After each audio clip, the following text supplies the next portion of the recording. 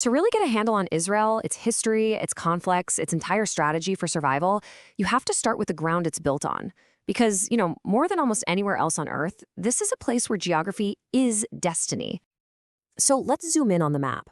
Israel is sitting on one of the most strategically vital and, because of that, one of the most contested pieces of real estate in all of human history.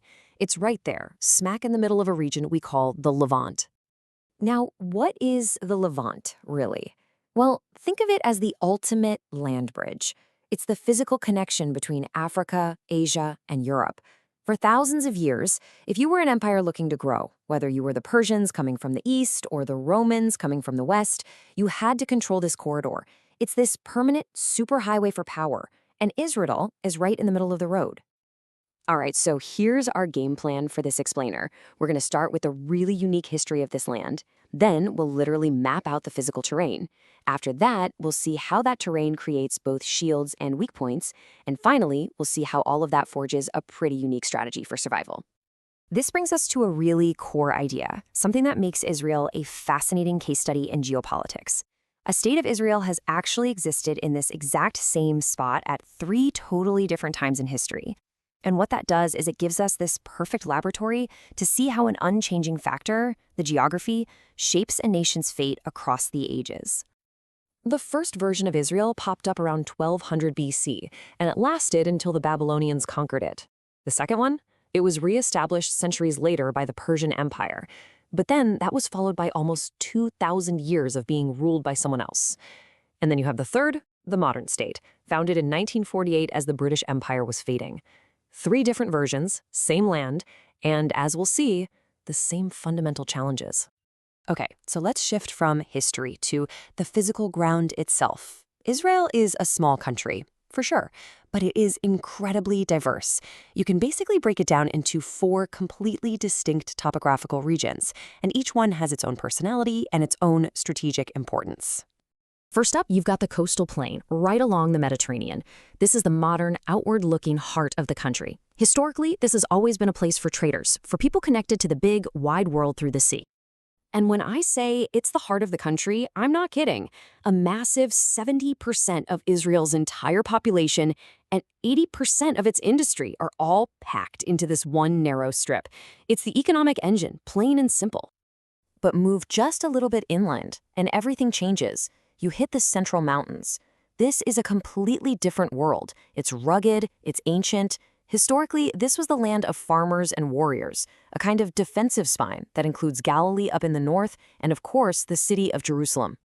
Then you head south, and the country just opens up into the massive Negev desert.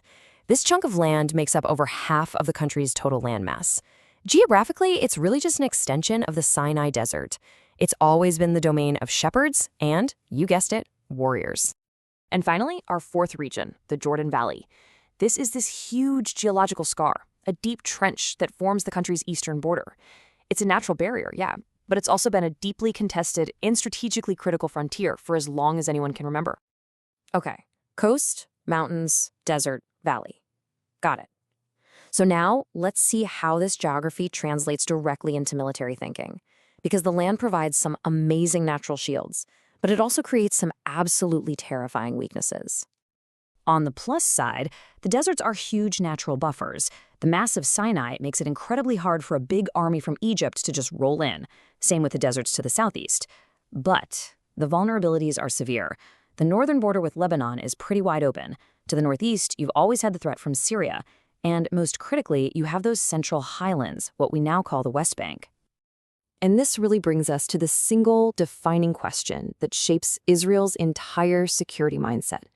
How in the world do you defend a country that has basically no room to fall back? No strategic depth at all? Because without control of those West Bank highlands, Israel, at its narrowest point, is just 14 kilometers wide. That's about 9 miles. That's it. A tiny little sliver of land between the border and the sea, which is where almost everyone lives and works. Just for a second, contrast that with a huge country like Russia. Russia can trade its endless territory for time. It can let an enemy push deep into the country, get exhausted, and then crush them. Israel's situation is the absolute opposite of that. It has no land to trade and 0 time to spare. Any fight has to be won fast, and it has to be kept far away from the heartland. Let me put this in modern terms for you. A fighter jet can fly across that narrow waist of the country in just 4 minutes. 4 minutes. You can't react to that. There is simply no other option but to engage a threat like that long before it even gets close to your territory. So this incredibly unforgiving geography forces a very specific and, yeah, very proactive national security strategy. It's a strategy that's born completely out of necessity. And this strategy really has 3 main pillars. First, on the diplomatic side, you have to work to keep your neighbors from ganging up on you, from forming a big unified coalition. Second, militarily, you must be the one to dictate the terms of any fight. That means using great intelligence to act preemptively, to decide when and where a conflict is going to happen.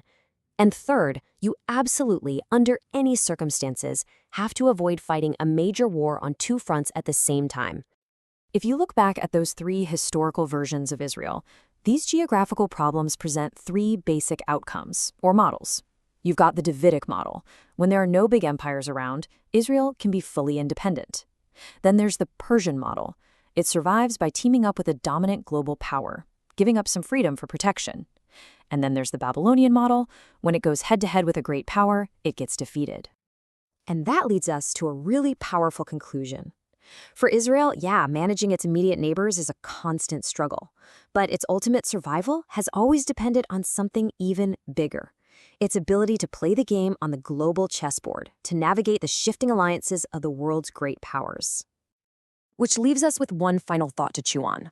The mountains, the deserts, the coast, the Jordan Valley. None of that has changed in thousands of years. It's permanent. So if the geography that shaped a nation's destiny is permanent, does that mean its fundamental strategic challenges are permanent too?